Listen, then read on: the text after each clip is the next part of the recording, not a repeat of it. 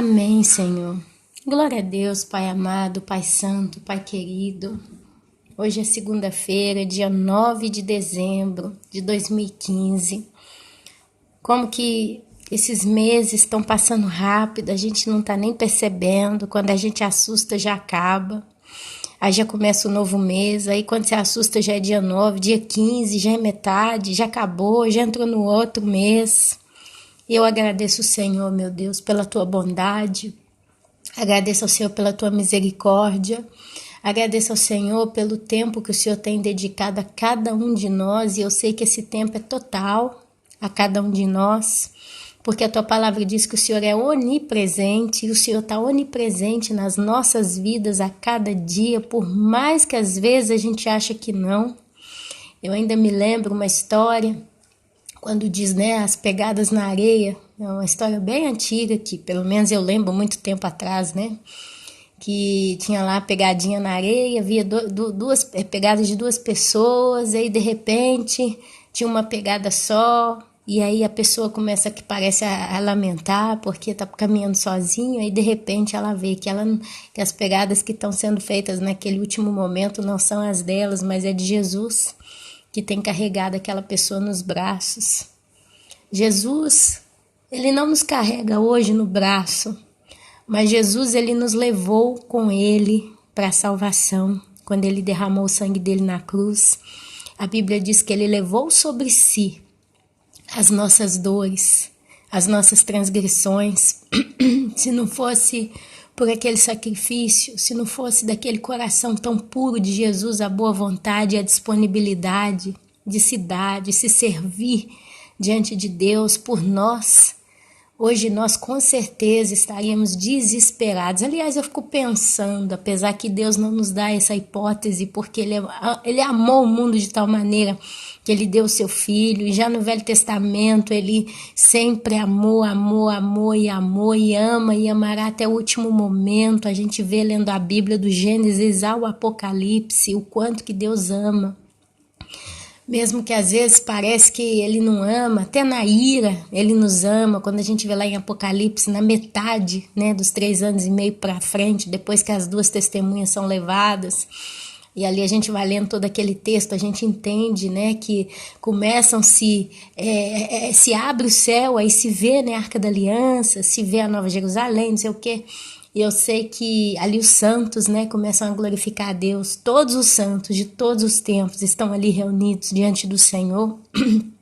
E ali conta a história que começam a vir as taças da ira de Deus, né, que é a última, como se diz, é o último giro de providências do Senhor na terra, para terminar de purificar, para terminar de punir, para terminar de resolver essa situação na qual a humanidade se encontra com ele. E a Bíblia fala, mesmo, né, aliás, eles falam assim, tal praga, tal flagelo era tão grande que os homens mordiam a língua de dor, mas mesmo assim não houve arrependimento, blasfemaram contra o Deus Todo-Poderoso. Então, eu acho que aquela frase não foi deixada ali à toa, ela foi para deixar bem claro, né, naquele caso, nessa última leva de pessoas, né, que vão se perder eternamente, elas ali assim, naquela situação, elas vão continuar adorando os ídolos, elas vão continuar vivendo no pecado, aí vão vir os flagelos, eles vão morder a língua de tanta dor, mas vão continuar blasfemando contra Deus. Mesmo assim, isso aparece 2, 3 vezes nas taças seguintes. Como se Deus estivesse mostrando para nós, né? Quem não tem que ser meu porque não me ama, não vai me amar de jeito nenhum. Não tem nada o que fazer.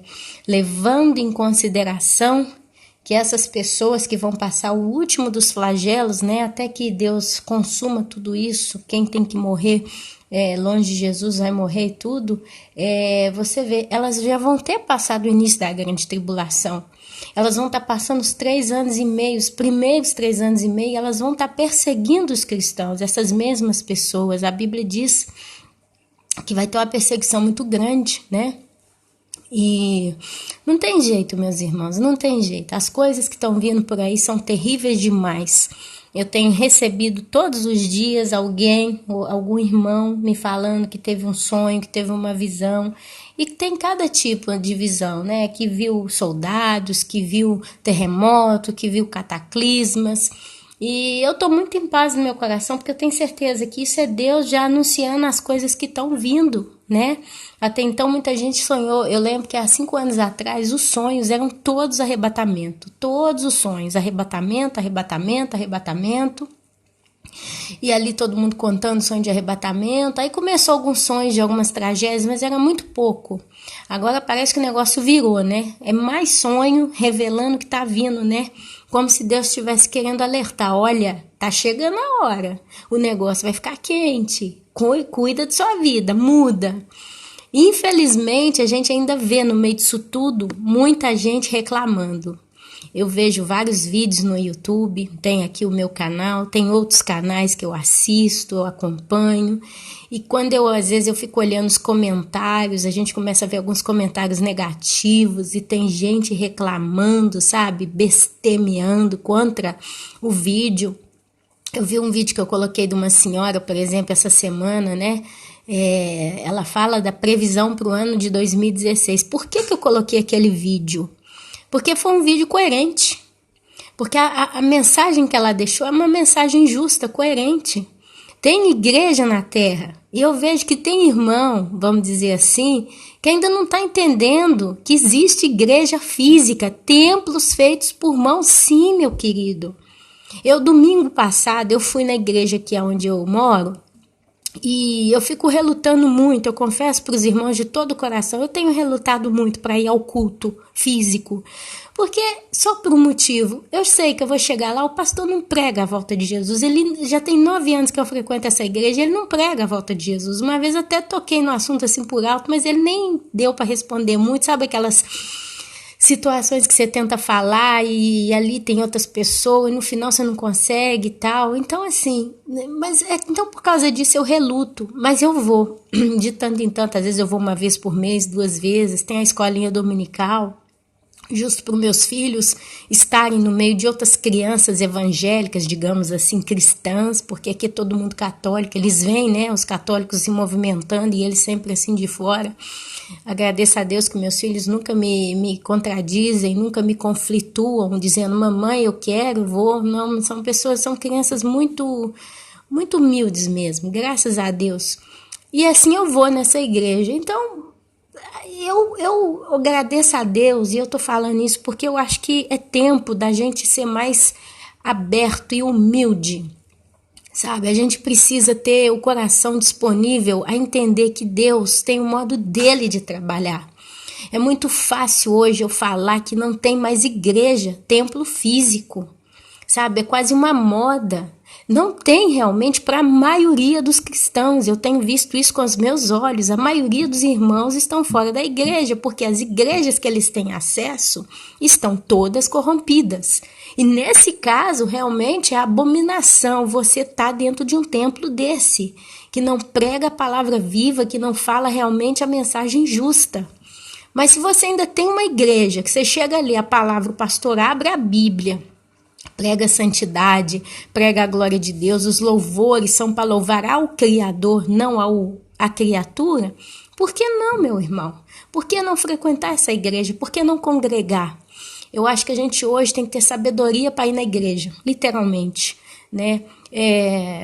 Tem casos de irmãos que falam comigo, essa semana mesmo teve um caso que irmãos que falam, eu estou indo numa igreja que, assim, pelo que eu estou ouvindo da pregação, é uma bênção, é uma igreja saudável ainda, mas eu não tenho liberdade para confessar minhas coisas, meus problemas, e eu vejo a igreja toda ferida.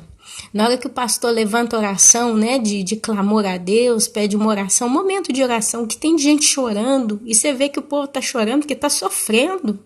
São ovelhas feridas, mas ninguém conta a vida para ninguém porque tem medo, porque eu já vi casos numa outra igreja que fui, vi casos de irmãos que chegaram a falar com o pastor, né, desabafar, buscar conselho, e o pastor no púlpito, tempos depois no culto, cita exatamente o problema do irmão. expõe a pessoa. Então, assim, muita gente tem medo hoje, né? Então, assim, tem tantos exemplos de tantas coisas, maldito o homem que confia no homem. Mas a gente ainda tem igrejas que são uma bênção. Olha, um exemplo que eu posso dar é a igreja do pastor Paulo Júnior. Todo mundo que aqui está aqui, a maioria segue o Paulo Júnior, ouve vários sermões dele. E ele não está na internet só, ele está num púlpito de uma igreja pregando a palavra de Deus. Pode ser que na igreja dele, todo mundo fala, eu queria estar lá, eu queria participar da igreja do Paulo Júnior, mas eu tenho certeza que se você fosse participar dessa igreja, você ia ser decepcionado lá, não pelo pastor talvez, mas por irmãos, por outras pessoas, mas é um templo. Então seria hipocrisia da Ana Paula falar que não tem mais templos feitos por mãos que eu não posso frequentar. Tem a igreja do pastor Hernani Santos, tem a igreja do pastor Lamartine Pozzella, tem a do pastor Sebastião Aragão, tem igrejas aí no mundo inteiro de pessoas realmente muito sérias ainda e que tem igreja, que tem bancos, tem um púlpito, tem tudo ali, funciona. Então, meus irmãos, eu queria pedir educadamente hoje para que todos nós tivéssemos o coração mais tranquilo em relação ao como Deus trabalha. Deus não é limitado. Deus não fechou as igrejas todas e tirou o povo de todas e está todo mundo perdido, batendo a cabeça para um lado e para o outro. Ainda existem grupos. Um dia eu recebi uma foto do Facebook, eu vi, de um irmão que tinha uma igreja. Aí mostrou a igreja dele, era uma barraca. Ele pegou 4 pedaços de pau num lugar todo de terra, numa roça. Parecia que essas cidadezinhas do interior, bem pobrezinha mesmo, que tem, né? Cidade do interior muito pobrezinha. E ali ele levantou uma barraca mesmo e via que era aquela lona que estava até rasgando já, de tão que estava velha, né? E aí colocou umas latas de tinta emborcada e ali ele levantou, ele colocou um negócio de madeira toda arranjada e ali era a igreja dele. Ali era a igreja. Aí ele pintou, né? Se viu que ele colocou um pedaço de pau, assim, um pedaço de tábua, e ali ele escreveu a igreja, escreveu igreja. Então, meus amados, a gente precisa ter humildade para entender que Deus trabalha do modo que Ele tem que trabalhar. Existem pessoas que Deus ainda resgata e salva e trata e cura e alimenta dentro de igrejas. Eu vou dizer para vocês o que seria de mim. É claro que sem Deus eu não sou nada e foi através dele que eu consegui entender a mensagem do arrebatamento. Mas eu, Ana Paula, os meus primeiros passos com relação à compreensão da Bíblia foi ouvindo pastores como Paulo Júnior, Hernani Santos. E eu ficava ouvindo culto pelo YouTube, porque eu moro na Itália. Eu não posso ir na casa dele, na igreja deles. Então, meus queridos, vamos entender que Deus, Ele sabe o que Ele tem de estrutura evangelística hoje nos 4 cantos do planeta. E é Ele quem nos guia, é Ele quem nos abençoa. E esse domingo eu fui na igreja, né, que eu não vou dizer que eu pertenço, porque eu não sei se eu sou uma membro ativa dessa igreja, eu vou mais para visitar mesmo, como eu expliquei antes. Mas igual eu falei, o pastor não prega a volta de Jesus. E um dia eu estava me batendo muito com Deus. Meu Deus, eu não quero mais nessa igreja. Não prega a volta de Jesus. Me dá um estado de nervo, mas toda vez que eu vou, eu volto em paz. Toda vez que eu vou, eu volto feliz. Toda vez que eu vou, eu volto em paz. São raras as vezes que eu volto vazia. Acontece também, é claro. Depende como o pastor se encontra naquele dia. Mas teve vez de eu ir lá, e nem foi do pastor, foi das velhinhas, das irmãs que estão lá, o modo como elas testemunham, choram, falam o amor que elas têm, o zelo. Teve vez que eu voltei cheia só por causa dos louvores que foram tocados. Lá se toca muito louvores da harpa, sabe? Louvores que glorificam a pessoa de Deus, não a pessoa do homem. E várias vezes eu fui tocada pelo Senhor ali, ouvindo os louvores, eu chorei, eu orei. E várias vezes eu vi o pastor pregando de uma sabedoria que você vê, isso não é do homem, isso veio de Deus. Então, se eu vejo que ali naquele local existe a presença de Deus, porque existe, é uma igreja de sã doutrina, querendo ou não, não prega Jesus, mas a volta de Jesus, mas prega a sã doutrina, já é o suficiente para eu não bestemear contra aquele local. Eu não posso falar mal da igreja. Eu não posso falar que pastor não presta, aquela igreja não fala a volta de Jesus, a nível de quem está criticando, reclamando. E eu coloquei o vídeo da senhora aqui no YouTube e ela falou muito sobre denominações. E ela falou dessas igrejas. E ela levantou um clamor, não foi pro irmão que está fora de igreja. A gente tem que ter sabedoria até para escutar o que escuta. E a senhora, ela não levantou um clamor para quem está fora de igreja. Ela levantou um clamor para quem está dentro de igreja. Tanto é que tem um momento no vídeo que ela fala pedindo aos pastores para eles se arrepender, para eles pregar a palavra verdadeira, porque o juiz está vindo. E ela não falou nada da cabeça dela, ela não inventou, ela não disse um sonho super particular. Tudo que ela falou foi coerente com a história. E nós, meus amados, nós precisamos entender que nós vivemos problemas sociais, espirituais pelo mundo. Tem igreja que tem tudo para dar certo, mas às vezes o pastor ele não está ainda entendendo como que ele tem que fazer, mas é um homem ungido de Deus. Quem toca no ungido de Deus? Então, às vezes, um clamor como esse que a irmãzinha deixou ali no YouTube, que eu passei para o meu canal, toca o coração de um desses. Por que não? E quando toca, o cara se arrepende, e aí, de repente, ele começa a falar realmente aquilo que Deus quer que ele fale, e Deus transforma toda aquela comunidade, Deus pega os seus escolhidos ali, faz a obra. Então, meus amados, em nome de Jesus, eu peço, quando a gente tiver que fazer crítica, porque tem muitos que fazem críticas escritas, sabe? Tem gente que, às vezes a gente vê um vídeo, né, de alguém que está fazendo a obra de Deus. Gente simples, gente humilde, gente de casa, né? Que simplesmente vai fazer a obra de Deus. E tem irmão aí criticando os caras. Mas que coisa que quantos vídeos, né, que eu já vi, não é que tá tudo no meu canal, quantos vídeos que eu já vi de pessoas que elas estão tão apaixonadas pelo retorno de Cristo que elas querem pregar essa palavra, então elas botam a música lá no fundo e começam. Você vê o amor genuíno da pessoa, você vê a paixão, você vê a sede de fazer a obra, porque está mais forte do que ela precisa transbordar aquela vida que ela está recebendo do céu. Mas tadinha, às vezes a pessoa não tem muita, né? Quantas vezes eu fiz vídeos como fundo musical e a música ficou lá no teto de volume, não deu tão certo e tal. Até que eu decidi, falei, gente, vou tirar a música, vou tirar tudo, deixa, só a voz. E mesmo assim tem quem critica, né? Então a gente vê a boa vontade da pessoa, e aí vem os críticos de plantão. A música não estava boa, não. O vídeo ficou muito longo. Tenho paciência de ouvir um vídeo de 1h30, não? Por que não faz um vídeo menor? E não sei o quê, mas criticando a nível técnico mesmo, sabe? Eu não gostei da imagem do fundo, porque podia fazer uma coisa mais arrumada. E não sei o quê, e não sei o quê, e não sei o quê. Eu fico me perguntando, mas por que essas pessoas não vão fazer a obra de Deus? Em vez de criticar, em vez de botar defeito, em vez de reclamar, por que não vai fazer então melhor? Já que a pessoa se sente boa para criticar a qualidade técnica daquilo que alguém fez, por que então, que já que você sabe tanto, não vai você fazer melhor?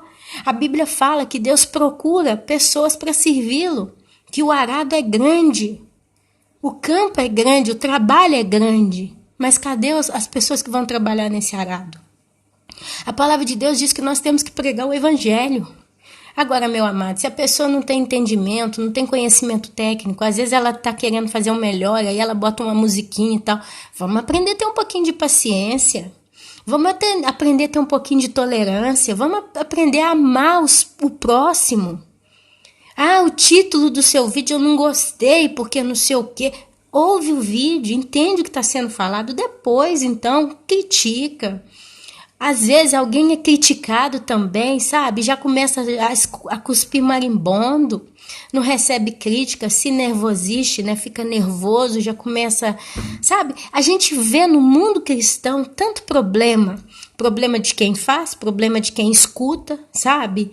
Mas a gente não pode mais ficar nesse tipo de coisa como criança nós estamos como crianças. Brigando, esse pirulito é meu, não é meu. O meu é meu porque você comeu 2, então eu quero um outro. Basta! Jesus está voltando, ele está às portas. Não é mais tempo da gente ficar pegando em picuinha, mas é tempo da gente reter o que é bom, se é o caso, glorificar a Deus e andar bola para frente. Consertar a vida de pecado, consertar as coisas erradas. Não se sentir o rei da cocada preta, nenhum de nós temos que nos sentir grandes demais. Deus, ele tem feito uma obra maravilhosa na vida do povo, da igreja dele. Eu vejo como que Deus tem lapidado, limpado, lustrado a cada um de nós. Então a gente só tem que pedir a Deus uma coisa, sabedoria. Eu, Ana Paula, tenho que pedir a Deus me dar sabedoria para falar, me dar sabedoria para responder, me dar sabedoria para me portar como eu comporto, me dar sabedoria no meu viver. Eu preciso ter realmente uma vida de sabedoria até quando eu não estou aqui falando, porque a minha vida é aquilo que eu sou, vai ser expressado. As pessoas não são bobas. Ninguém é tolo. As pessoas, elas sabem, elas sentem quando uma pessoa fala verdade, fala mentira, inventa. Então a gente precisa pedir a Deus sabedoria. Deus, dai-me sabedoria. Dai-me discernimento, dai-me entendimento, mas dai-me também amor para que eu me expresse. Porque o problema não é criticar somente, porque quantas vezes eu ouvi críticas aqui no meu canal e eu mudei. Por exemplo, quando o negócio da música, que teve gente que falou, a música tá alta e tal, eu ouvi, deu fastídio realmente, eu falei, gente, então eu preciso resolver. O vídeo, no caso, que já estava postado, já estava resolvido, já não podia voltar atrás, porque eu tinha que fazer tudo de novo e não me convinha. Mas os próximos eu falei, não, vou mudar. Sabe? A gente tem que aprender também a receber a crítica e ter santidade para responder. E os que gostam de escarnecer porque são filhos do diabo, porque a gente sabe que tem filhos de Deus e filhos do diabo e aparece para todo lado, na nossa vida vai aparecer sempre. Esses aí a gente não tem que perder tempo nem para falar. Porque o que eu ganho com isso? Estresse, manchas nas minhas vestes do Senhor que Ele me deu, e perda de tempo. Então, o tempo de eu ficar batendo boca com uma pessoa, eu vou fazer um trabalho novo para o Senhor, porque a obra é dele. No púlpito, na igreja, a obra é do Senhor. No YouTube, a obra é do Senhor. Dentro da sua casa, a obra é do Senhor. No seu ministério, onde você está, a obra é do Senhor. No seu trabalho, a obra é do Senhor, porque é Ele quem nos capacita, é Ele quem nos direciona e é Ele que nos envia. É Ele quem nos dá tudo que a gente precisa, se é para receber a mensagem que para vivê-la. Então a obra é do Senhor. Isso é uma coisa certa. E agora eu quero falar com vocês um assunto muito maravilhoso, como dando sequência. Domingo, quando eu fui ao culto, o pastor pregou mais ou menos isso, a mensagem, e dessa veio essa lógica tão maravilhosa, e eu espero que eu possa compartilhar isso com os irmãos, porque eu quero compartilhar esse tema, para a gente ver mais uma vez as maravilhas de Deus. E eu quero falar sobre a árvore. Olha, eu anotei algumas coisas aqui ontem à noite e quando eu anoto eu vou tentando seguir sem me perder. Então eu peço aos irmãos que me perdoem se eu me embrulho aqui um pouquinho, porque eu fui escrevendo e eu tenho que, sincronizar todas as informações. Mas eu quero que os irmãos, se possível, abram no livro de Gênesis, capítulo 2, versículo 9. Gênesis capítulo 2, versículo 9, está escrito assim: do solo fez o Senhor Deus brotar toda a sorte de árvores agradáveis à vista e boas para alimento, e também a árvore da vida no meio do jardim, e a árvore do conhecimento do bem e do mal. Amém. Olha só, aqui nós estamos vendo a história da criação. É quando Deus aqui, Ele criou todas as coisas, Ele formou o homem, Adão e Eva, Ele criou a terra, Ele criou a mulher, tá? Então o capítulo 1 e o capítulo 2 de Gênesis fala da criação, que Deus criou todas as coisas, no sétimo dia Ele descansou, e todos nós conhecemos por alto essa história, digamos assim, né? E no versículo 9 do capítulo 2 fala-se das árvores. Do solo fez o Senhor Deus brotar toda a sorte de árvores agradáveis. Devia ter sido lindo esse momento. Porque hoje nem todas as árvores que a gente vê são agradáveis, né? Tem muita árvore aí que é daninha. À vista e boas para alimento. Então era tudo perfeito, era tudo maravilhoso. Quando eu era criança, a gente jogava na rua. E uma vez eu fui na casa de uma prima minha, a gente estava brincando na rua, um monte de criança. Aí tinha uma árvore, parecia um coqueirinho baixinho, e ele dava umas frutinhas redondinhas. Aí eu sei que tinha umas frutas naquele negócio lá. Eu só sei que a gente pegava aquilo ali e aquela fruta ficava coçando a gente depois, sabe? Uma coceira, uma coceira, uma coceira. Eu tinha 9 anos quando eu lembro dessa história. Então, assim, é uma árvore daninha, né? Mas aqui em Gênesis, capítulo 2, versículo 9, todas as árvores, elas eram agradáveis à vista, bonitas, deviam ser umas mais lindas do que as outras e boas para alimento. Quer dizer, você podia comer o fruto de todas elas, não tinham fruto venenosos naquelas árvores. E também a árvore da vida, Deus fez brotar no meio do jardim naquela época. E a árvore do conhecimento do bem e do mal. Então, amados, a árvore também é símbolo da vida que se renova e o crente pode ser comparado a uma árvore. Olha só, aí eu achei vários versículos aqui que falam isso, né? A árvore também é um símbolo da vida que se renova e o crente pode ser comparado a uma árvore. Lá em Mateus capítulo 7, versículo 17, você vê: assim, toda árvore boa produz bons frutos e toda árvore má produz maus frutos. Um outro versículo, você vai ver lá em Mateus, capítulo 7, versículo 18, logo em seguida, né? Ou fazei a árvore boa e o seu fruto bom, ou fazei a árvore má e o seu fruto mau, porque pelo fruto se conhece a árvore. Desculpa, Mateus 12, 33, e agora Mateus 7, 18. Não pode a árvore boa dar bons frutos, nem a árvore má dar frutos bons. Outro, assim saberão todas as árvores do campo que eu, o Senhor, abati a árvore alta, elevei a árvore baixa, sequei a árvore verde e fiz reverdecer a árvore seca. Eu, o Senhor, o disse e o fiz. Ezequiel 17, 24. Então aqui Deus está falando dos reis, né, dos poderosos. Um ele abateu, o outro ele secou, o outro ele fez crescer, honrou e assim vai. O fruto do justo é árvore de vida. O que ganha almas é sábio. Provérbios 11, 30. A esperança adiada desfalece o coração. A esperança adiada desfalece o coração. Mas o desejo atendido é árvore de vida. Provérbios 13, 12. Toda árvore que não dá bom fruto, corta-se e lança-se no fogo. Mateus 7, 19. Então Deus, ele gosta muito de comparar a vida do homem com as árvores, né? É uma simbologia bem bacana aí que Deus, ele deixa comparar, né? Porque a árvore, ela é poderosa, né? Você vê árvores aí que são majestosas, você vê árvores, né, que cada uma tem a sua característica, mas a árvore, eu tenho aqui, eu gosto de contar, agora nós estamos na época. Minha sogra tem um pezinho de mexerica no fundo do quintal. Agora ela tá dentro de um buraquinho de terra lá e em torno tá tudo com cimento. E ela tem essa árvore. E olha o que acontece. Uma árvore tão pequenininha, dá tanta mexerica que tá perdendo.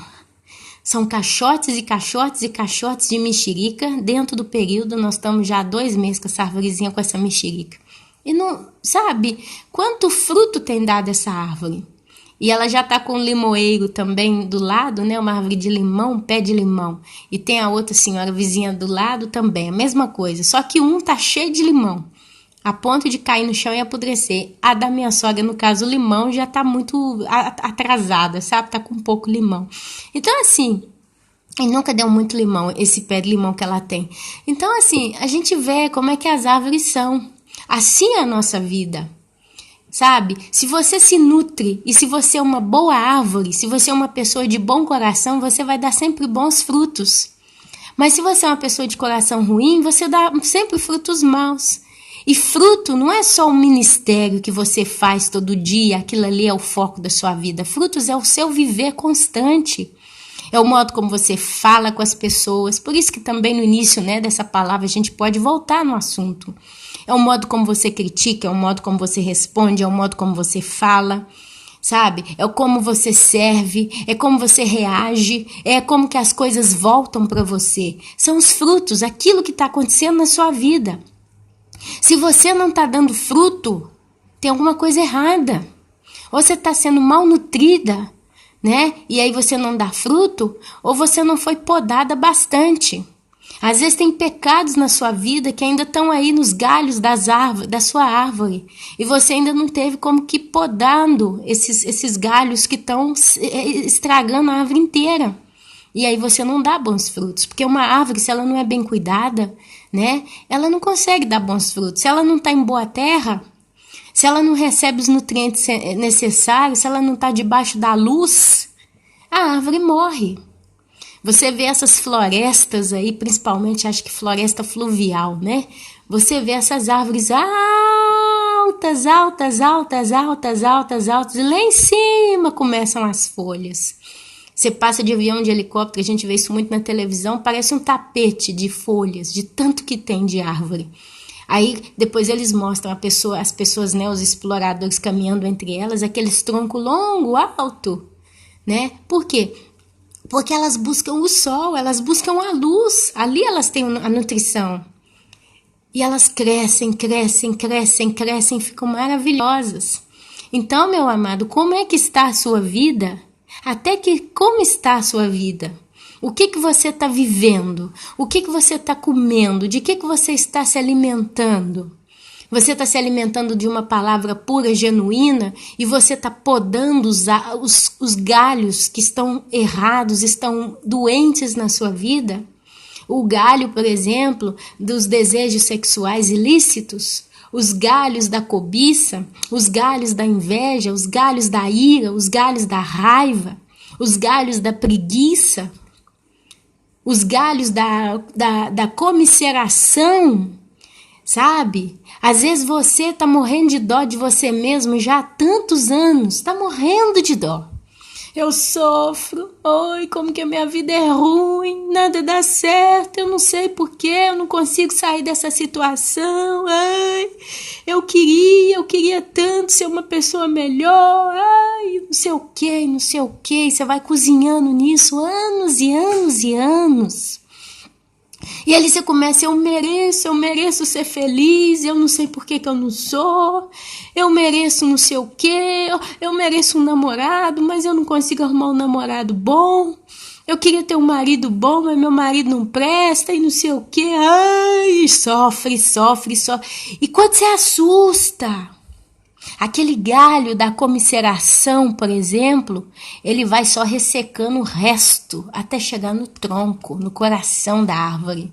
E ali, de repente, você encontra pessoas profundamente depressas e perdidas, inválidas, que estão se secando aos poucos. E o pouco de vida que resta nessas pessoas é pela misericórdia de Deus. Mas, amado, o que você precisa cortar na sua vida? Sabe? Se você não vai podando, igual por isso que a Bíblia fala que a gente tem que se arrepender todo o tempo. A gente tem que orar a Deus e pedir perdão a Deus todo dia. A gente tem que refletir no seu próprio comportar, né? No nosso modo de se comportar todo o tempo. A gente precisa julgar a nós mesmos. E a gente precisa analisar as coisas que estão vindo na nossa vida. Outro dia alguém disse, não julgue o irmão que não sei o quê, que não pode julgar. Porque a Bíblia fala que você não pode julgar. Ok, então vamos lá para exemplo prático. Você vai num lugar, numa igreja, numa pregação, em alguma situação. Pá, chegou lá. Aí sobe um pastor e começa a pregar. Você abre a Bíblia e tal, você tem uma certa noção, né? E ali começa. E de repente o pastor começa a falar um monte de besteira. Que você vê claramente que não tem senso bíblico aquilo que o cara tá falando. Às vezes é coisa extrema. Por exemplo, botar um capacete em cima do púlpito, se vestir de soldado, pegar uma metralhadora e dizer que tá disparando no diabo. Isso é loucura. Mas você chega ali, tal, você vê uma besteira dessa. Você não pode julgar a situação, não? Ah, não vou tocar na ungida ou no ungido do Senhor, porque é pecado. Peraí. Peraí. Isso que essa pessoa está fazendo é coerente com a palavra de Deus? Isso não é julgar, isso é analisar, é julgar para você. Não, isso não é coerente, isso é uma besteira, isso é uma loucura. Eu tenho que sair daqui, isso eu não posso ouvir, isso é mau alimento para as minhas raízes. Eu vou absorver isso e eu vou ficar doente. Então, a gente precisa ter senso de lógica, a gente precisa julgar o que nós estamos absorvendo, julgar as pessoas que estão conosco, essa amizade que você está caminhando com ela, presta de verdade? Ah, Ana Paula, é o seguinte, essa minha amiga, ela é uma pessoa que a gente vai até na igreja junto todo domingo. E comigo, ela nunca fez nada de errado. Ela é uma pessoa que me ajuda tanto, me abençoa, gosta de mim, a gente conversa. Ela sabe como é que eu sou, então ela não fala demais. Só que eu vejo ela fazendo um monte de coisa errada com outras pessoas. Eu não falo nada porque é o jeito dela. Será que está certo? Não, meu amado. A gente tem que julgar esse caso, mas vale a pena eu continuar com essa pessoa. Diga com quem andas que eu te direi quem és. Então, a gente tem que ter bom senso em tudo na vida. A pergunta hoje é o como que você está crescendo. Até o último momento de regeneração, até a vida eterna, onde não será mais necessário se regenerar. Assim nós temos. Nós estamos nos regenerando a cada dia. Você poda um galho doente, digamos assim, um galho que não presta, um galho invadente na nossa vida, e ali se regenera e cresce um galho bom. Sabe? Você tirou o galho da comiseração, você cortou, basta. Eu não vou ficar com dó de mim, eu não vou ficar sofrendo por mim mesma. Isso não é de Deus, eu não acredito. Jesus não ficou chorando por ele mesmo. Ele foi o que mais sofreu nessa terra, porque ele era santo e ele, Deus que era, se despojou da sua glória, foi morrer naquela cruz, foi humilhado, pisoteado, não sei o quê. E ele nunca ficou, ai, coitadinho de mim, eu sou Jesus e olha o que eles estão fazendo comigo. Não. Inclusive, num dos lugares que ele teve, ele diz, Pai, não levar em consideração o que eles estão dizendo, eu já perdoei. Então, meus amados, a gente tem que cortar. E você cortou aquele galho, no lugar daquele galho ruim de comiseração que você cortou, vai nascer um galho de satisfação. Um galho de orgulho, porque você tem um Deus que tem te regenerado. Um galho de graça, um galho de alegria, um galho de joia, um galho de sabedoria. Poxa, melhor é estar agora do que como eu estava antes. Sabe? Em Filipenses, capítulo 3, 21, tem um versículo que diz que transformará o nosso corpo para ser conforme o seu corpo glorioso, segundo o seu eficaz poder de sujeitar em si todas as coisas. O nosso corpo será transformado em um corpo glorioso. 2 Coríntios 3,18 diz, mas todos nós, com o rosto descoberto, refletindo como um espelho a glória do Senhor, somos transformados de glória em glória, na mesma imagem como pelo Espírito do Senhor. 2 Coríntios 3,18. Esse rosto descoberto é a vergonha que a gente já não tem mais. Nós estamos com a cara limpa diante de Deus, a nossa vida é limpa e nós temos sido transformados de glória em glória, refletindo como um espelho a glória do Senhor através da sua vida, glorificando a Deus, abençoando a Deus com o seu dia a dia. E você reflete a glória de Deus. Foi pelo sangue de Jesus que fomos redimidos e foi através do quê? Da cruz, rude cruz, pelo qual esse sangue foi derramado. Quer dizer, foi de um tronco de uma árvore que se fizeram uma cruz e naquela cruz Jesus foi pregado e ali ele morreu por nós. E aqui, meus amados, para fechar esse mistério, né? Apocalipse, capítulo 22, ele conta da árvore da vida. Essa mesma que estava no jardim, né, do Éden, no início da criação. Ela estava no meio do jardim. Você vê lá, Gênesis 2:9, do solo fez o Senhor brotar toda a sorte de árvores agradáveis à vista e boas para o alimento. E também a árvore da vida no meio do jardim. Essa mesma árvore, você vai ver ela lá de novo no Apocalipse capítulo 22. Só que tem um fato curioso aqui. O fato curioso é que já não reaparece a árvore do conhecimento do bem e do mal. Ela apareceu lá no Jardim do Éden, lá, versículo 9 ainda, né? A árvore da vida no meio do jardim e a árvore do conhecimento do bem e do mal foi colocada lá. Mas já em Apocalipse não existe mais. Olha que coisa linda. O fato curioso é que já não reaparece a árvore do conhecimento do bem e do mal, e com isso já não haverá mais maldição. Apocalipse, capítulo 22, versículo 3, diz, nunca mais haverá qualquer maldição. A árvore do conhecimento do bem e do mal, ela trouxe maldição na humanidade. No início, você vê que Deus ele proíbe o homem, Adão, de comer do fruto do conhecimento do bem e do mal. ele fala, né? Você não pode comer desse fruto, porque do dia que dela comeres, você vai morrer. Mas não fala nada sobre a árvore da vida. Você não vai encontrar em Gênesis que Deus falou para Adão, não pode comer do fruto da árvore da vida. Porém, quando Adão desobedeceu a Deus e comeu do fruto do conhecimento do bem e do mal, Deus fala, eu preciso tirar ele daqui, eu vou colocar um anjo para fechar, selar a porta do jardim, porque se ele já comeu do fruto do conhecimento do bem e do mal, ele vai comer da árvore da vida, o que vai ser? Isso está na Bíblia. Então Deus vai e expulsa eles do jardim. Ele expulsa. Eu agora aqui não conseguiria encontrar esse texto. Eu gostaria, aqui ó, fez o Senhor Deus vestimenta de peles para Adão e sua mulher e os vestiu. Então disse o Senhor a Deus, eis que o homem se tornou como um de nós, porque Deus conhece o mal. Veja, Deus sabe as consequências do pecado da morte, né? Então ele fala que o homem se tornou como um de nós, conhecedor do bem e do mal, conhecedor de nós. Olha, Deus aqui não estava sozinho no jardim, não. Assim, que não estenda a mão e tome também da árvore da vida, e come e vive eternamente. O Senhor Deus, por isso, o lançou o homem, né? O lançou fora do jardim do Éden, a fim de lavrar a terra de que fora tomado, e expulso o homem, colocou querubins ao oriente do jardim do Éden e o refulgir de uma espada que se revolvia para guardar o caminho da árvore da vida. Gênesis capítulo 3, do versículo 22 até o versículo 24. O homem foi expulso, né? Porém, a árvore da vida reaparece na Nova Jerusalém, onde já não há mais maldição, uma vez que a morte fora derrotada e lançada no lago de fogo e enxofre. Dentro da cidade já não haverá lágrimas ou maldições, lembrando que Deus executará o seu julgamento final antes da entrada da cidade santa e da restauração, onde Deus fará novas todas as coisas. Isso a gente encontra aqui em Apocalipse, capítulo 21, versículo 11 em diante. Deixa eu ler. Eu vou ler aqui. Olha, eu gostaria de ler tudo, né? Eu vou ler todo o capítulo 21, vai, gente, a gente aqui ganha, nós não temos nunca nada a perder lendo a palavra de Deus. Vi novo céu e nova terra, pois o primeiro céu e a primeira terra passaram. Esse céu e essa terra que nós vivemos agora vão passar. E João diz que viu novos céus e nova terra. Amém? Viu novo céu e nova terra.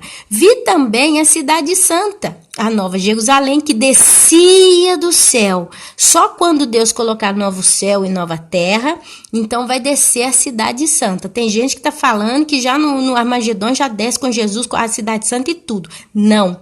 Deus primeiro vai fazer limpeza em tudo. Você vai ter os 3 anos e meio de tribulação, depois outros 3 anos e meio, quer dizer, você vai ter os 7 anos da grande tribulação na terra, você vai ver a prisão de Satanás por 1000 anos, você vai ver o milênio, depois você vai ver o juízo de Deus, sempre no capítulo 20, do versículo 11 até o 15, está falando do juízo de Deus.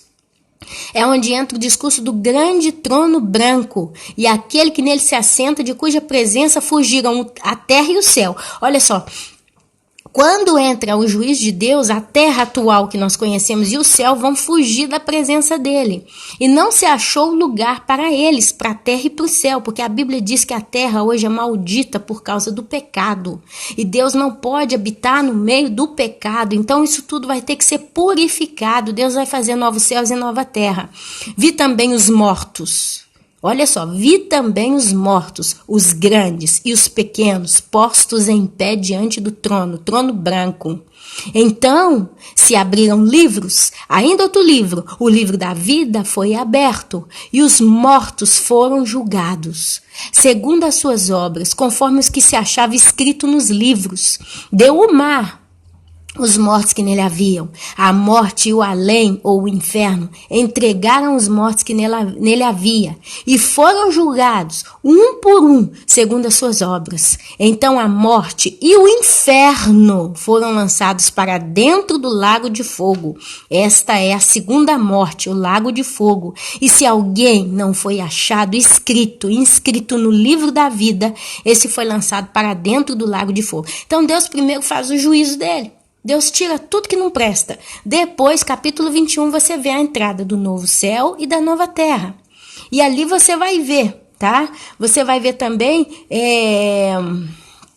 nativada a noiva, adornada a Nova Jerusalém, eis o tabernáculo de Deus com os homens. Deus habitará com eles e eles serão povos de Deus. E Deus mesmo estará com eles. Aqui Deus Pai, junto com Jesus, junto com o Espírito, vai ter todo mundo junto. E lhes enxugará dos olhos toda a lágrima, e a morte já não existirá. Já não haverá luto, nem pranto, nem dor, porque as primeiras coisas passaram. E aquele que está sentado no trono disse: eis que faço novas todas as coisas. E acrescentou: escreve, porque essas palavras são fiéis e verdadeiras. Disse-me ainda: tudo está feito, tudo. Eu sou o alfa e o ômega, o princípio e o fim. Eu, a quem tem sede, darei de graça da fonte da água da vida. O vencedor herdará essas coisas, e eu lhe serei Deus, e ele me será filho. Quanto, porém, aos covardes, aos incrédulos, aos abomináveis, aos assassinos, aos impuros, aos feiticeiros, aos idólatras e a todos os mentirosos, a parte que lhes cabe será no lago que arde com fogo e enxofre, a saber, a segunda morte, que foi dita anteriormente. E ali vai e desce, né, a Nova Jerusalém. Aí vai falar aqui do versículo 9 até o versículo 27 do capítulo 21 sobre a Nova Jerusalém, que é belíssima. E já no versículo 22, então me mostrou um rio da água da vida, brilhante como cristal, que sai do trono de Deus e do Cordeiro. No meio da sua praça, de uma a outra margem do rio, está a árvore da vida. Olha aqui ela de novo. Quer dizer, Deus antes proibiu o homem, Adão, de continuar no jardim do Éden para que ele não comesse do fruto da árvore da vida e não vivesse eternamente na condição do pecado. Já aqui, depois que Deus faz a limpeza, julga tudo que ele tinha que fazer, capítulo 22 de Apocalipse, a árvore da vida aparece de novo. Olha aqui, que produz 12 frutos, dando seu fruto de mês em mês, e as folhas da árvore são para a cura dos povos. Nunca mais haverá qualquer maldição. Nela estará o trono de Deus e do Cordeiro. Olha, Deus Pai e Deus Filho. Por isso que eu estou falando. Lá tem Deus Pai e Deus Filho. Nela estará o trono de Deus e do Cordeiro. Glória a Deus por isso. Estou ficando sem fôlego, irmãos. Amém. Os seus servos o servirão, contemplarão a sua face. Olha, ali nós vamos ver a face de Deus. E na sua fronte está o nome dele. Então já não haverá noite, nem precisam eles de luz de candeia, nem da luz do sol, porque o Senhor Deus brilhará sobre eles e reinarão pelos séculos dos séculos. Creio que para sempre, tá? Então, meus amados, eu creio, vou ler aqui o que eu escrevi, espero que eu tenha ainda dentro da harmonia da palavra até agora. Olha, eu escrevi: creio que a árvore do conhecimento do bem e do mal foi colocada no jardim para que, de certo modo, Deus provasse o homem, um ser dito ser a própria imagem e semelhança de Deus e que viverá eternamente com ele. A gente vê em todos os lugares da Bíblia Deus provando o homem. Deus provando. Um exemplo é Jó. Vocês lembram da história de Jó? Que Satanás vai até Deus, diz que estava dando uma passeada na terra, aí você viu seu servo Jó, que ele tem tudo, não sei o que. Eu tenho certeza que se o Senhor tocar nele, ele vai te blasfemar. E aí Deus vira para Satanás e fala: a única coisa que você não pode tocar é na vida dele. E ali começa a história de Jó, que é uma história muito linda que a gente precisa ler. Todo cristão que se diz cristão tem que ler a história de Jó. Então Deus, ele prova o homem. Jesus provou aquele jovem rico. Quando ele veio: mestre, o que eu tenho que fazer para te servir? Jesus vira para aquele rico e fala: você vai, vende tudo que você tem, vem e me serve. Aí o jovem abaixou a cabeça, ficou triste, foi embora, porque ele era dono de muitas riquezas. E aí Jesus fala: é mais fácil um camelo passar por um buraco de uma agulha do que um rico entrar no reino dos céus. Provação. E a Bíblia fala de provação. E a primeira delas foi no jardim do Éden. Glória a Deus por isso. Porque se Deus cria um ser chamado à sua imagem e semelhança, você começa a ver aqui a prova de confiança, o amor dele para com o homem. Deus é glória, Deus é poder, Deus é santo, Deus é... A gente não tem palavra para expressar o que é Deus. Mas ele vai e faz um homem à sua imagem e semelhança. E sopra dentro dele fôlego de vida e dá um espírito e uma alma. Quer dizer, nós somos um ser que se manifesta em 3 formas. Nós temos a nossa parte física, o nosso corpo, que é esse tabernáculo, né? Esse corpo, essa casa. Nós temos o espírito, que é o nosso ponto de contato permanente com Deus, ou com o diabo também. E nós temos a nossa alma, fonte das nossas emoções. É onde se desenvolve quem nós realmente vamos ser. É ali que nós vamos desenvolver o que nós realmente vamos querer no nosso futuro, na nossa vida. É onde a gente vai escolher. Eu vou escolher amar a Deus ou vou escolher amar o mundo? Aí Deus vai e fala, bom, eu vou pôr o homem dentro do jardim. Esse jardim vai ser lindo. Só a palavra jardim já mostra tudo, que era lindo, né? E Deus vira para ele e fala, olha, você não vai comer da árvore do conhecimento do bem e do mal, porque do dia que dela comerá, você morrerá. Deus vai e proíbe, mas já fala que ele vai comer. Olha só como é que Deus conversou com Adão. Ele vira para Adão e fala, aquela árvore você não vai comer. Porque se comer, você não falou se você comer você vai conhecer o bem e o mal. Não, mas do dia que dela comeres, você vai passar a conhecer o bem e o mal. Você morrerá. Deus só falou para ele, você morre. Tá lá na Bíblia. Então, não comeis da árvore do conhecimento do bem e do mal, porque do dia que dela comeis, morrerá, certamente morrerá. E ali o que cada um vai e faz? Come. Então Deus, assim, a palavra de Deus ali não valeu nada. Se você para analisar, a palavra de Deus ali não valeu nada. Ele simplesmente comeu. Adão, que já vivera com Deus por tempos ali, naquele período, a gente não sabe, a Bíblia não fala quanto tempo que ele teve, mas a Bíblia diz que Deus vinha todos os dias, até com Adão, no cair da tarde. Eu tenho certeza que Deus teve uma amizade com Adão. Adão viveu lado a lado com Deus. Deus não vinha ter com ele ali e ficava calado. Você pode ter certeza que Deus vinha, conversava com ele. Sabe, eu acredito que Deus tratou com ele como um pai trata com um filho ou com um amigo. Houve comunhão entre Adão e Deus no início. Aí vem Satanás, que Adão nunca viu na vida dele. A serpente, né? Junto com Eva, né? Veio essa história toda. E Adão vai e não pensou 2 vezes, acreditou no que Eva disse. Ah, come. Eu comi, come também. Ele vai lá e come. A Bíblia nem entra muito no detalhe de como que um falou com o outro, como é que foi. A Bíblia entra no detalhe deles confrontando a Deus. Primeiro eles ficam com vergonha, aí vem a covardia. Primeiro eles cobiçaram aquilo que Deus falou para não fazer. Eles cobiçaram, foram lá, comeram, porque Satanás entrou, porque Satanás sabia, eu levei comigo 1/3 dos anjos, por que eu não vou levar esse aqui? Aí foi lá, falou 2 conversinhas na cabeça de Eva. A Eva não pensou muito não deu valor. Mas a Bíblia diz que Deus vinha ter comunhão com Adão. Talvez Eva não tinha tanta comunhão com Deus como tinha Adão. Mas isso não impede que ela tivesse também contato e comunhão com Deus, porque ela viu a Deus. Mas eles vão e desobedecem. Então foi a primeira prova. E ali Deus já pôs a árvore da vida do lado, junto com a árvore do conhecimento do bem e do mal, como um sinal, dizendo, eu te criei para ser eterno. E eu coloquei isso aqui para você. E olha que Satanás, ele não foi na Eva e falou, vai lá e come da árvore da vida. E depois come da árvore do conhecimento do bem e do mal. Não, vai lá e come da árvore da morte. Porque a Bíblia diz que no final da conversa tinha a árvore da vida e a árvore da morte. Porque Deus falou, o dia que do fruto daquela árvore você comer, você vai morrer. Então era a árvore da morte. Era a escolha. O que você quer? Vida ou morte, Adão? Adão escolheu a morte. Por cobiça, sabe, por vaidade, que sabe por quê, por curiosidade, mas foi o que eles escolheram. E ali Deus então arranca eles do jardim, expulsa, põe eles fora. Porque agora eles estavam como nós, conhece o bem e o mal, mas ele morre, ele é perecível. Deus não criou Adão com a eternidade já embutida nele, hein? Olha cá, quando Deus criou Adão, ele não era imortal. A Bíblia fala claramente, ele foi criado para viver muito, mas não eternamente. A árvore estava lá, porém. A árvore estava lá. E Deus não falou com ele, não vai lá e não come da árvore da vida. Ela estava lá. E ele não quis a vida, desde o início. Ele quis a morte. Ele sabia que tinha a árvore da vida, mas sabia que tinha a árvore da morte, porque estavam lá no meio do jardim.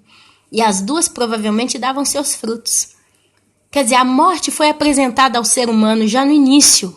mas a vida também. Como Jesus hoje apresenta vida ou morte, o que você quer? Você quer seguir as minhas pisaduras ou você quer seguir o mundo? Você quer juntar tesouro no céu, onde a traça e a ferrugem não corroem? Ou você quer juntar tesouro no mundo, onde a traça e a ferrugem corroem? O que você quer? O perecível ou o eterno? O desgraçado ou o glorioso? O que você quer? É isso que Deus oferece. Por isso que eu estou perguntando o que você está comendo para você mesmo. Qual fruto você tem comido todos os dias na sua vida e quais frutos você tem dado? Você hoje é uma árvore de vida ou é uma árvore de morte? Uma coisa é certa. Deus não pode conviver para sempre com o pecado ou com o pecador. E no caso, o homem caído, caso tivesse conseguido ainda comer do jardim, né? Lá o fruto da árvore da vida, ele seria homem caído eterno. E nesse caso já não seríamos chamados filhos, imagem e semelhança de Deus, mas filhos do diabo. E imagem e semelhança do diabo. Porque o diabo é o primeiro que pecou. A inveja, a cobiça nasceu no coração dele desde o início. E ele é mentiroso e pai da mentira. E quando o homem come da árvore do conhecimento do bem e do mal, ele se torna o quê? Morto, caído, perecível. A maldição tomou conta da terra. Mas glória a Deus, em Apocalipse, capítulo 21, 22, você vai ver que a árvore do conhecimento do bem e do mal já não existe. Ela foi uma prova de Deus, a primeira prova. Talvez, quando Satanás veio até Eva, talvez, isso não está na Bíblia, mas a gente tem que juntar 2 mais 2 igual a 4. Talvez, se quando Satanás veio, porque Deus permitiu Satanás chegar à presença da mulher. Assim como Deus permitiu que Satanás chegasse à presença de Jó, Deus permitiu que ele chegasse também a Eva. Tudo é sob o controle de Deus. Então Deus deixou aquela árvore lá, a árvore da morte, ou a árvore do conhecimento do bem e do mal, do lado da árvore da vida. Estava lá as duas. Né? A Bíblia fala, no meio do jardim, a árvore da vida e também o conhecimento do bem e mal. Então dá a entender que era uma do lado da outra. Pode ser que não, mas eu imagino que sim. Tanto que Satanás depois fala, a árvore que está no meio do jardim. Ele completa. Então, ele pôs isso. E ainda deixou Satanás ir. Deixou. Primeiro ele pôs o motivo do problema, depois ele deixou Satanás na cabeça de Eva. Para saber o coração dessa mulher, o que ele vai escolher, o que ele vai fazer. Aí ela vai e come. E o pior, depois que ela come, ela vai oferece. Quer dizer, olha para você ver como é que o coração do homem já era. Ela já fez uma coisa desobedecendo, porque ela fala para Satanás que Deus tinha proibido, se você ler a história. Aí Satanás conversa mais 2 minutos com ela. Ah, tá bom, proibiu, mas eu vou lá e como. Pum, pegou e comeu. Depois disso, quando ela come, ela passa a ficar morta. Ela morreu ali. Mas Adão ainda estava vivo porque ele ainda não tinha comido. Aí o que ela faz? Ela se desgraçou a si mesma. Aí foi lá e ainda quis desgraçar o marido. Isso aqui falando de um modo um pouco, né, arabiado, de um modo um pouco... Aqui, come também, eu comi, come também. Quer dizer, olha o pecado duplo. Aí ele foi, sabendo que ela tinha desobedecido a Deus... Aí ele vai e desobedece também. Quer dizer, então não é que é ela que desgraçou a vida dele, a dela e a dele, e isso foi tudo pro buraco. Ele também consentiu com a atitude dela. Porque ali era a hora dele falar, opa, você comeu? Então vamos procurar Deus, vamos tentar conversar com ele, vamos ver o que pode ser feito. Eu não como, não. Eu não quero saber, não me interessa. Não, peraí, o que aconteceu? Ah, você comeu? É boa, não é boa? Ah, eu também vou experimentar. Bum, caiu no buraco os dois. Tem gente que fala que a culpa é da Eva. Se o mundo está nessa desgraça, a culpa é toda da Eva. Mas não é não. A culpa é do homem e da mulher. 50% para cada um. Eu diria assim. Porque ela comeu, desobedeceu, aceitou. Depois que ela viu no ponto que ela caiu, né? Porque com certeza ali ela entendeu tudo. Os olhos se abriram. Ela corre e dá pro homem. Então come também. Aí ele vê aquela situação, em vez dele parar e falar, não, peraí, vamos tentar resolver isso, vamos buscar Deus e julgasse o fruto fora, né, quebrasse o pau com ela, pegasse ela pelo braço, saísse arrastando, vamos esperar o Senhor que vem todos os dias no cair da tarde, conversamos com ele, não, dá que eu vou comer também. Então um consentiu com a situação do outro, depois um começa a enfiar a culpa no, foi essa mulher que o Senhor me deu, que me deu o fruto, foi a cobra, a serpente. Aí Deus vai e resolve, tira eles do jardim do Éden. Então, amados, depois que Deus julgar tudo, resolver tudo, vai ter só a árvore da vida. A árvore do bem e do mal não existe, simplesmente não se fala nela, não existe. Mas todas as maldições que ela trouxe à terra, inclusive o diabo, seus demônios, a besta, o falso profeta, o inferno, a morte, tudo que não presta, e todos aqueles que os acompanharam vão ser lançados no lago que arde com fogo e enxofre para sempre, onde haverá choro e ranger de dentes. E depois vai ter a árvore da vida brilhante, né? Então me mostrou o rio da água da vida. Olha a árvore da vida, onde é que ela tá? Ela tá pertinho do rio da água da vida. Oh, glória! Brilhante como cristal, que sai do trono de Deus, quer dizer, a essência de Deus que continua saindo. Deus criou o homem à sua imagem e semelhança, porque Deus é vida. E do trono dele sai esse rio, né? E ali fala, né? No meio da praça está uma e outra margem do rio, a árvore da vida, que produz 12 frutos. Glória a Deus! Dando seu fruto mês em mês. E aí vai. Depois, só para fechar, a certeza do cumprimento da profecia deste livro em Apocalipse, capítulo 22, do versículo 6 até o 7, a palavra de Deus disse-me ainda, estas palavras são fiéis e verdadeiras. O Senhor, o Deus dos espíritos dos profetas, enviou o seu anjo para mostrar aos seus servos as coisas que em breve devem acontecer. Eis que venho sem demora. Bem-aventurado aquele que guarda as palavras da profecia deste livro. Jesus falou para João. Ele fala que as palavras da palavra de Deus, da Bíblia, são fiéis e verdadeiras. E a gente está vendo o cumprimento delas. O Senhor, o Deus dos espíritos dos profetas, enviou seu anjo para mostrar aos seus servos as coisas que em breve devem acontecer. E aí Jesus fala para João, eis que venho sem demora. Bem-aventurado aquele que guarda as palavras de profecia deste livro. Amém, meus irmãos. Glória a Deus. Tento fazer o vídeo ficar curto, mas eu não consigo falar menos de 1 hora, né? Mas paciência, quem quiser ouvir, vai ouvir, né? Amém, é o que eu posso dizer. Então, meu querido, minha querida, uma coisa que eu posso dizer para você, aquilo que nos aguarda é vida eterna. Ana, minha vida tá ruim, eu tô cheio de problema, não sei o que eu faço, e blá, blá, blá, blá, blá, blá. Tem quem fala, eu gostaria de morrer. A minha vida tá tão terrível, eu tô sofrendo tanto que eu queria morrer. Eu posso te garantir, apesar de eu não conhecer, se você morrer no estado que você está, talvez pecaminoso, porque você está sofrendo muito, então você se mata, você vai só começar o início de uma vida de choro e ranger de dentes eterno. Então, se isso que você está sofrendo hoje já está te acabando com você, já está te dando tanta tristeza, toma cuidado para Satanás não fazer com você como ele fez com Eva, tentar seduzir você. Morre, se mata, acaba com sua vida. Toma um veneninho. Aqui, você não quer sentir dor, não? Eu te dou até uma dica para morrer dormindo. Existe, sabe? Se você fizer isso, você vai morrer, não vai sentir nada.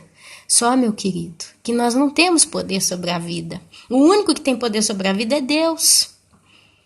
Olha só, a coisa é tão séria. Olha só como é que uma coisa puxa a outra. O homem não tem poder sobre a vida, mas sim sobre a morte. Se eu levanto aqui agora, pego uma faca e enfio no coração, eu morro. Deus me deixa morrer. Deus me deixa morrer. Quantas pessoas se suicidam todos os dias? Deus deixa elas morrer. Porque o pecado é isso, é morte. Como diz a árvore do conhecimento do bem e do mal. O dia que dela comeres, morrerás. É morte. Então o pecado, a afronta, a rebeldia, a desobediência contra Deus te leva à morte. E quantos têm se matado? E aí quando você acorda achando que você resolveu, deu cabo da sua vida, acabaram as suas desgraças, você vai abrir os olhos no inferno. E ali tem choro e ranger de dente, ali tem fogo, ali tem escuridão, ali tem trevas, ali tem sofrimento, ali tem uma consciência constantemente ativa. Basta lembrar da história do rico e do Lázaro. Oh, pai Abraão, faça com que o Lázaro ponha uma gota de água e me traga aqui na ponta da minha língua só uma gota de água, porque eu tenho muita sede. Ô pai Abraão, Não, ele pede a Abraão água. Ele pede a Abraão para deixar o Lázaro ir lá na terra contar para os irmãos dele, que ele ainda tinha acho que 5 irmãos. Para onde que ele foi parar, que era tanto sofrimento. Então nós temos poder de se matar. Deus não te impede de se matar. Não. Ele até deixa você morrer. Tem casos de Deus que cura, que botou a mão por misericórdia e não permitiu que a pessoa morresse. Mas quantos casos acontecem positivo? Que pessoas se matam e basta. Você vê lá cantores, quantos se suicidaram, né? Então essa a realidade, mas nós não temos poder da vida, não. Se você fala, eu quero viver eternamente, eu vou viver. Você pode adoecer, você pode sofrer um acidente, todos morreram até agora.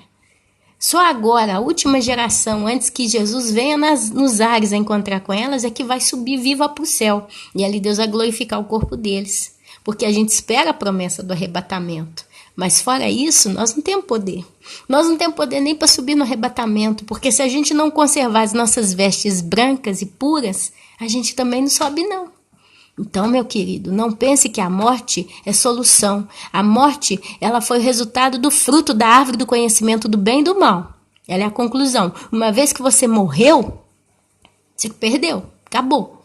Não pense você que Deus vai ter dó de você na eternidade, vai voltar atrás, vai se arrepender. Não, tadinho, vamos resolver o... Não. Uma vez que foi, foi. Não tem volta. Então, essa mensagem de hoje é para que você reflita, em nome de Jesus, em como que você tem conduzido a sua vida. Quais são os alimentos que você tem absorvido, espiritualmente falando e também intelectualmente falando. Como que você tem cuidado da sua própria árvore, da sua vida. Quais frutos você está dando. Porque os dias são maus, já são maus, mas vai piorar. Então, em nome de Jesus, que essa palavra seja vida para você no dia de hoje. E que você ponha em prática os conselhos que a palavra de Deus tem te ensinado. Leia a palavra de Deus e coloque em prática. Pare de ter dó de você, pare de sofrer por você mesmo e comece a olhar para a luz. Seja uma árvore debaixo da luz, que é Cristo. Não fique nas trevas. Em nome de Jesus é o que eu te peço. E assim, meus irmãos, eu entrego esse áudio aqui hoje. Eu abençoo a cada um de vocês com sabedoria, com prudência, com discernimento, com graça. Amém, amém e amém.